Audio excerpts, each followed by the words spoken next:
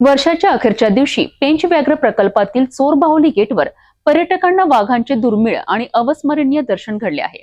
एकाच दिवशी 2 वाघ आणि थेट शिकारीचा थरार, पाहुयात हा खास रिपोर्ट।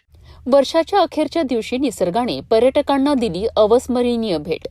पेंच व्याघ्र प्रकल्पातील चोर बाहुली वनपरिक्षेत्रात जंगलातील प्रमुख वाघ T98 आणि T108 एकाच दिवशी पर्यटकांसमोर अवतरलेत। वाघांच्या नियमित दर्शनासाठी ओळखल्या जाणाऱ्या चोर बाहुली गेटवर 31 डिसेंबर रोजी सफारीसाठी गेलेल्या पर्यटकांचा आनंद द्विगुणित झालाय।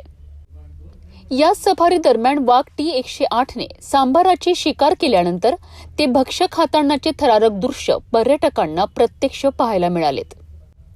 जंगलातील नैसर्गिक जीवनचक्राचा हा क्षण अनेक पर्यटकांच्या कॅमेऱ्यात कैद झाला आणि ही सफारी वर्षातील सर्वात स्मरणीय ठरली आहे।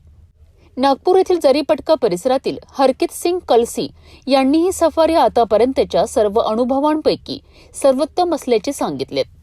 तसेच जिप्सी चालक सिद्धार्थ नारनवरे आणि गाईड अंकित निकुरे यांच्या मार्गदर्शनाचे त्यांनी विशेष कौतुक केलेत।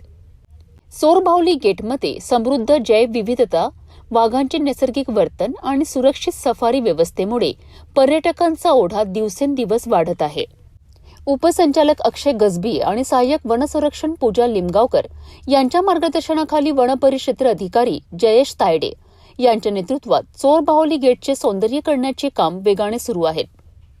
भविष्यात पर्यटकांकरिता सर्व आवश्यक सोयी सुविधा उपलब्ध करून दिल्या जातील अशी माहिती वन विभागाने दिली आहे।